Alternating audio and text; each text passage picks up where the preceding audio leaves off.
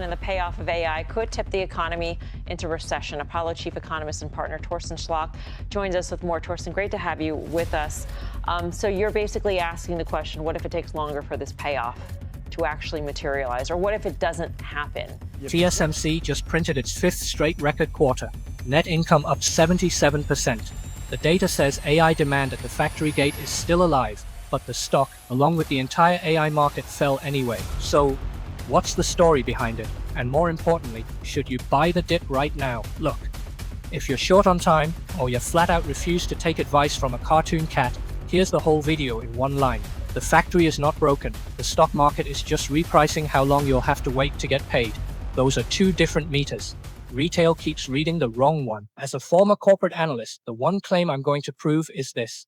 The drop in your account is mostly a repricing of patience and cash flow timing inside a build-out that is still very much alive. So, let's start with a little context. The factory gate, this is the number that tells you whether customers are actually paying for AI chips at scale. Look at this table. Revenue around $40 billion, up 36% from a year ago.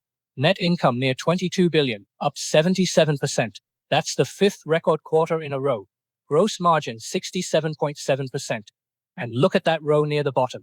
High-performance computing and AI, about 66% of all revenue. Then they raised guidance. Next quarter is now between $44 and roughly $46 billion. On top of that, they also lifted full-year growth to slightly above 40%, up from more than 30%. If AI demand had cracked, you would not get this combination. Full stop. But here's what that number hides.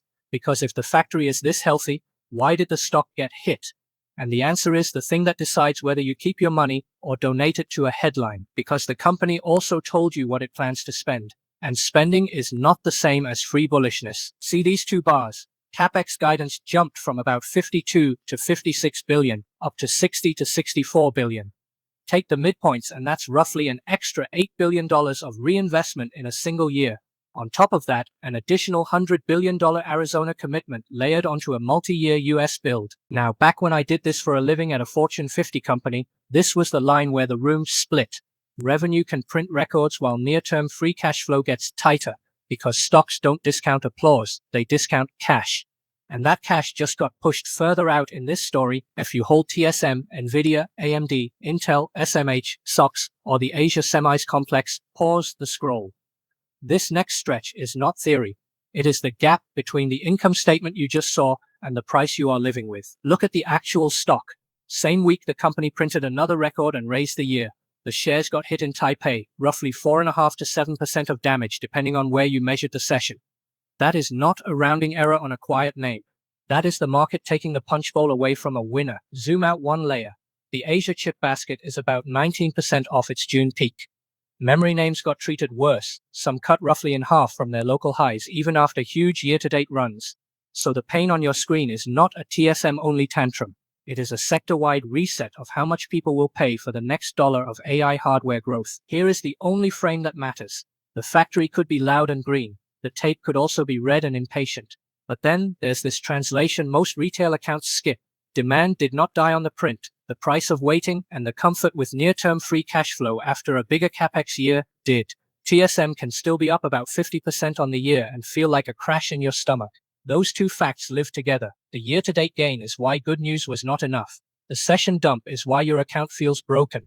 Confuse them and you will either panic sell a compounder or hero buy a falling knife because earnings were fine. And then there was the accelerant. You probably saw the headlines about the latest Chinese AI model, Kimi K3, moonshots Kimi K3, a roughly 2.8 trillion open-weight model with aggressive pricing, landed on a tape that was already fragile. Look at this timeline. The unwind started weeks before Kimi showed up. So what did Kimi actually prove? That China can compete on capability and price, and that efficiency stories scare people who paid up for GPU multiples. But what it did not prove is that TSMC's order book vanished on a Thursday. We've seen this movie before. DeepSeek-style shocks smashed stocks while the capacity cycle kept right on going. Efficiency can stretch out how long it takes to earn a return. It doesn't end token growth. Those are different things, and the market blends them in a panic. So here's the trap nobody markets to you.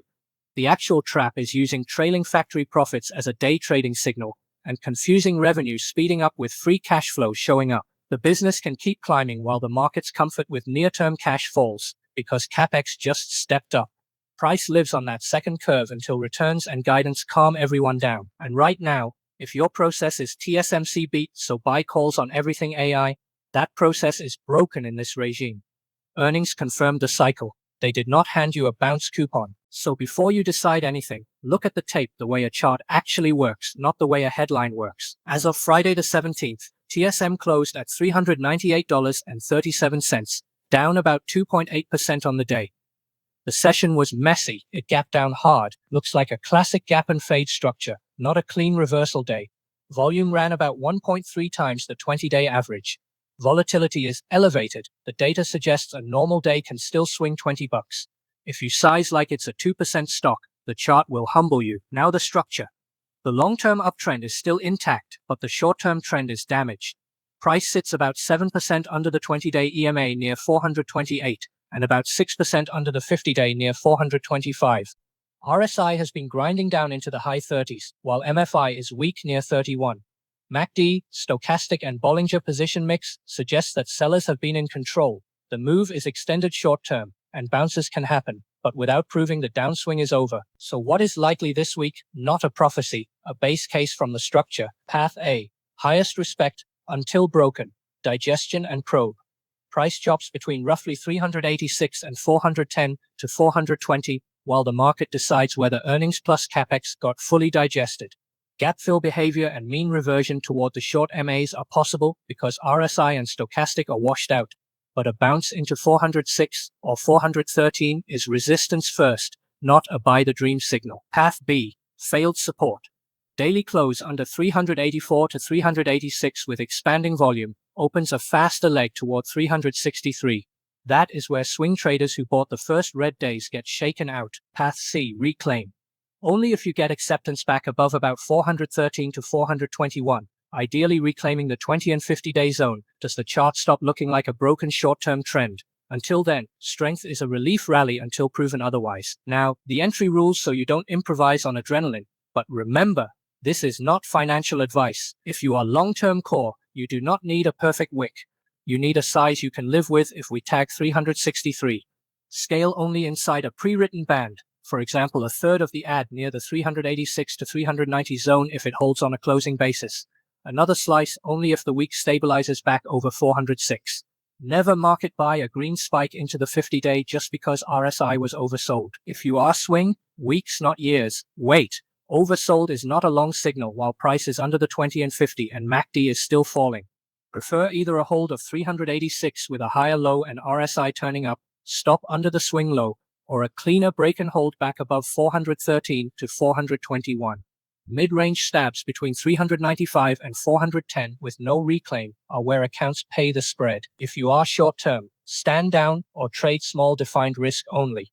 7-day pressure into Friday, gap and fade, down break of the 20-day range, that is distribution texture. Catching the first bounce because RSI is 39 is how you become exit liquidity. One cat note, then we move. The chart is allowed to look ugly while the factory meter stays fine. Your job this week is not to win an argument on social media. It's to know whether 386 holds, whether 413 reclaims, and whether your size survives a $20 ATR day. Either way, your job isn't to pick a viral slogan. Read the factory for the cycle. Read the tape for timing and risk, and size it so a further drop in the tape never forces you to sell your factory thesis at the worst possible moment. If this reframed the red in your account, a like genuinely helps a cat and his 1-year-old channel get discovered on the home feed. Subscribe if you want the follow-up, because here's the question I can't answer yet, and neither can anyone selling you certainty. When the guides get calmer and the CapEx is already priced in, which one would move first? Watch the next base. That's the tell. And that's for today. I'll see you in the next one.